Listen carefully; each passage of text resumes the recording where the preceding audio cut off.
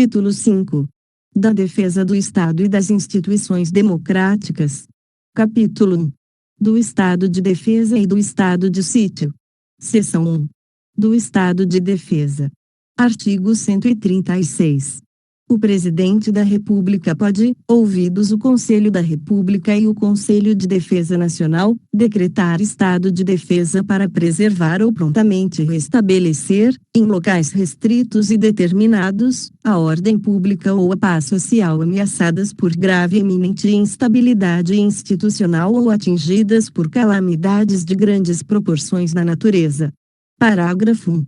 O decreto que instituir o estado de defesa determinará o tempo de sua duração, especificará as áreas a serem abrangidas e indicará, nos termos e limites da lei, as medidas coercitivas a vigorarem, dentre as seguintes: 1. Restrições aos direitos de a. Reunião, ainda que exercida no seio das associações; b. Sigilo de correspondência; c. Sigilo de comunicação telegráfica e telefônica; 2. Ocupação e uso temporário de bens e serviços públicos, na hipótese de calamidade pública, respondendo à União pelos danos e custos decorrentes.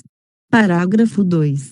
O tempo de duração do estado de defesa não será superior a 30 dias, podendo ser prorrogado uma vez, por igual período, se persistirem as razões que justificaram a sua decretação. Parágrafo 3.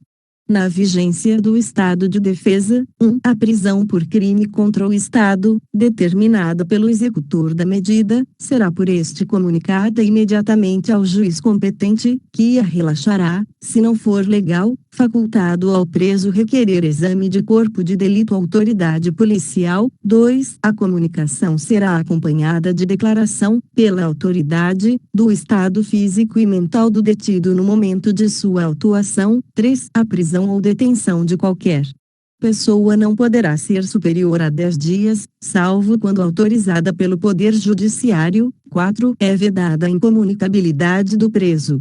Parágrafo 4. Decretado o estado de defesa ou sua prorrogação, o Presidente da República, dentro de 24 horas, submeterá o ato com a respectiva justificação ao Congresso Nacional, que decidirá por maioria absoluta. Parágrafo 5. Se o Congresso Nacional estiver em recesso, será convocado, extraordinariamente, no prazo de 5 dias. Parágrafo 6. O Congresso Nacional apreciará o decreto dentro de 10 dias contados de seu recebimento, devendo continuar funcionando enquanto vigorar o estado de defesa. Parágrafo 7. Rejeitado o decreto, cessa imediatamente o estado de defesa. Seção 2 do Estado de Sítio. Artigo 137. O Presidente da República pode, ouvidos o Conselho da República e o Conselho de Defesa Nacional, solicitar ao Congresso Nacional autorização para decretar o estado de sítio nos casos de 1. Comoção grave de repercussão nacional ou ocorrência de fatos que comprovem a ineficácia de medida tomada durante o estado de defesa. 2. Declaração de estado de guerra ou resposta à agressão armada estrangeira. Parágrafo único. O Presidente da República, ao solicitar a autorização para decretar o estado de sítio ou sua prorrogação, relatará os motivos determinantes do pedido, devendo o Congresso Nacional decidir por maioria absoluta. Artigo 138. O decreto do estado de sítio indicará sua duração, as normas necessárias à sua execução e as garantias constitucionais que ficarão suspensas, e, depois de publicado, o Presidente da República designará o executor das medidas específicas e as áreas abrangidas. Parágrafo 1. O estado de sítio, no caso do artigo 137, 1, não poderá ser decretado por mais de 30 dias, nem prorrogado, de cada vez, por prazo superior. No do inciso 2, poderá ser decretado por todo o tempo que perdurar a guerra ou agressão armada estrangeira. Parágrafo 2.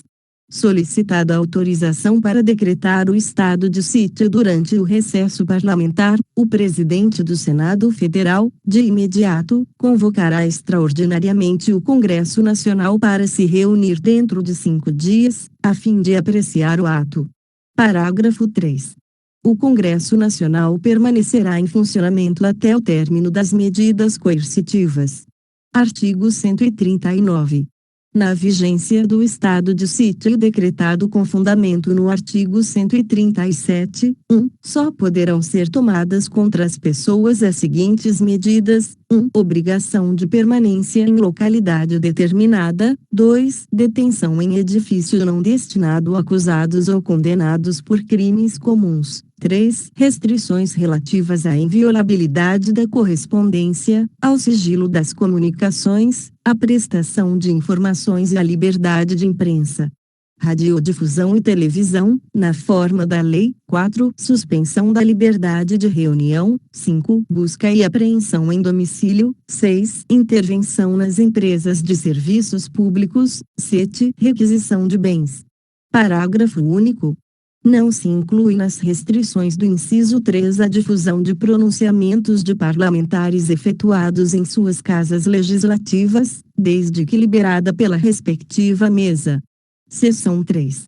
Disposições gerais. Artigo 140. A mesa do Congresso Nacional, ouvidos os líderes partidários, designará a comissão composta de 5 de seus membros para acompanhar e fiscalizar a execução das medidas referentes ao estado de defesa e ao estado de sítio. Artigo 141. Cessado o estado de defesa ou o estado de sítio, cessarão também seus efeitos, sem prejuízo da responsabilidade pelos ilícitos cometidos por seus executores ou agentes. Parágrafo único.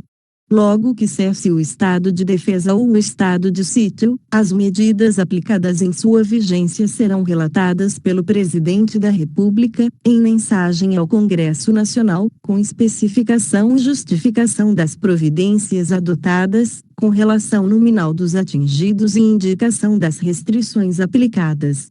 Capítulo 2. Das Forças Armadas. Artigo 142. As Forças Armadas, constituídas pela Marinha, pelo Exército e pela Aeronáutica, são instituições nacionais permanentes e regulares, organizadas com base na hierarquia e na disciplina, sob a autoridade suprema do Presidente da República, e destinam-se à defesa da pátria, à garantia dos poderes constitucionais e, por iniciativa de qualquer destes, da lei e da ordem. Parágrafo 1. Lei complementar estabelecerá as normas gerais a serem adotadas na organização, no preparo e no emprego das Forças Armadas. Parágrafo 2. Não caberá habeas corpus em relação a punições disciplinares militares. Parágrafo 3. Os membros das Forças Armadas são denominados militares, aplicando-se-lhes, além das que vierem a ser fixadas em lei, as seguintes disposições: 1. As patentes, com prerrogativas, direitos e deveres a elas inerentes, são conferidas pelo Presidente da República e asseguradas em plenitude aos oficiais da ativa, da reserva ou reformados, sendo-lhes privativos os títulos e postos militares e, juntamente com os demais membros, o uso dos uniformes das Forças Armadas. 2. O militar em atividade que tomar posse em cargo ou emprego público civil permanente, ressalvada a hipótese prevista no artigo 37, incisos v, a linha c, será transferido para a reserva, nos termos da lei. 3. O militar da ativa que, de acordo com a lei, tomar posse em cargo, emprego ou função pública civil temporária não eletiva, ainda que da administração indireta, ressalvada a hipótese prevista no artigo 37, incisos v, a linha c, ficará agregado ao respectivo quadro e somente poderá, enquanto permanecer nessa situação, ser promovido por antiguidade, contando-se-lhe o tempo de serviço apenas para aquela promoção e transferência para a reserva, sendo depois de 2 anos de afastamento contínuos ou não, transferido para a reserva, nos termos da lei. 4. Ao militar são proibidas a sindicalização e a greve. 5. O militar, enquanto em serviço ativo, não pode estar filiado a partidos políticos. 6. O oficial só perderá o posto e a patente se for julgado indigno do oficialato ou com ele incompatível, por decisão de tribunal militar de caráter permanente, em tempo de paz, ou de tribunal especial. Em tempo de guerra, 7. O oficial condenado na justiça comum ou militar a pena privativa de liberdade superior a 2 anos, por sentença transitada em julgado, será submetido ao julgamento previsto no inciso anterior. 8. Aplica-se aos militares o disposto no artigo 7, incisos 8, 12, 17, 23, 19 v, e no artigo 37, incisos 11, 13, e 15. Bem como, na forma da lei, com prevalência da atividade militar, no artigo 37, incisos v, a linha c, 9, revogado pela Emenda Constitucional número 41, de 19 de dezembro de 2003, 10. A lei disporá sobre o ingresso nas Forças Armadas, os limites de idade, a estabilidade e outras condições de transferência do militar para a inatividade, os direitos, os deveres, a remuneração, as prerrogativas e outras situações especiais dos militares, consideradas as peculiaridades de suas atividades, inclusive aquelas cumpridas por força de compromissos internacionais e de guerra. Artigo 143. O serviço militar é obrigatório nos termos da lei. Parágrafo 1. Às Forças Armadas compete, na forma da lei, atribuir serviço alternativo aos que, em tempo de paz, após alistados, alegarem imperativo de consciência, entendendo-se como tal o decorrente de crença religiosa e de convicção filosófica ou política, para se eximirem de atividades de caráter essencialmente militar. Parágrafo 2. As mulheres e os eclesiásticos ficam isentos do serviço militar obrigatório em tempo de paz, sujeitos, porém, a outros encargos que a lei lhes atribuir. Capítulo 3. Da Segurança Pública. Artigo 144. A segurança pública, dever do Estado, direito e responsabilidade de todos, é exercida para a preservação da ordem pública e da incolumidade das pessoas e do patrimônio, através dos seguintes órgãos: 1. Polícia Federal, 2. Polícia Rodoviária Federal, 3. Polícia Ferroviária Federal, 4. Polícias Civis, 5. Polícias Militares e Corpos de Bombeiros Militares. 6. Polícias Penais Federal, Estaduais e Distrital. Parágrafo 1.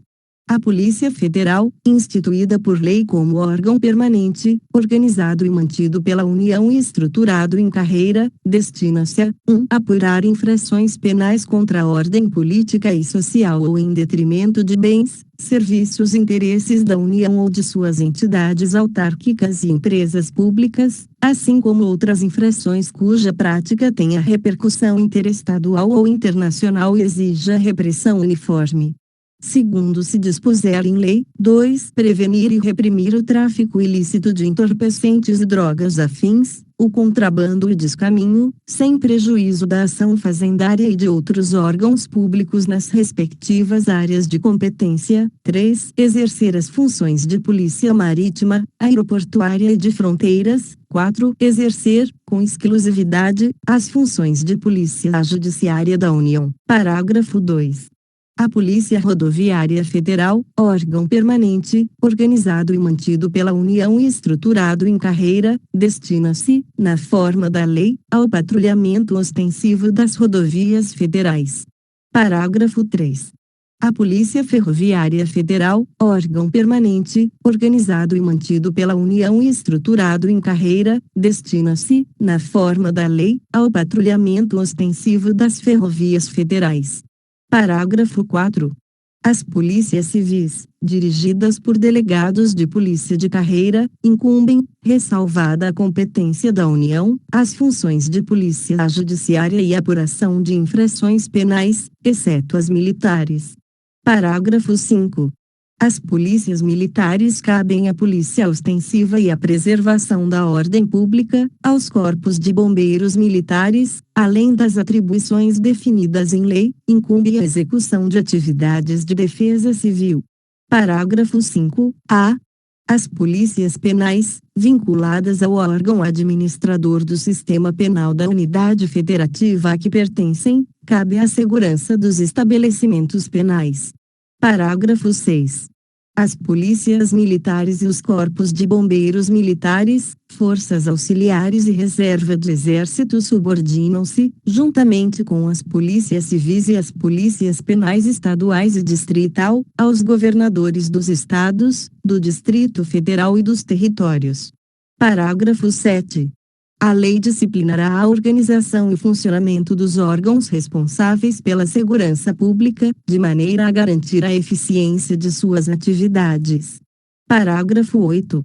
Os municípios poderão constituir guardas municipais destinadas à proteção de seus bens, serviços e instalações, conforme dispuser a lei. Parágrafo 9. A remuneração dos servidores policiais integrantes dos órgãos relacionados neste artigo será fixada na forma do parágrafo 4 do artigo 39. Parágrafo 10. A segurança viária, exercida para a preservação da ordem pública e da incolumidade das pessoas e do seu patrimônio nas vias públicas, compreende a educação, engenharia e fiscalização de trânsito, além de outras atividades previstas em lei, que assegurem ao cidadão o direito à mobilidade urbana eficiente, e 2. Compete, no âmbito dos estados, do Distrito Federal e dos municípios, aos respectivos órgãos ou entidades executivos e seus agentes de trânsito, estruturados em carreira, na forma da lei.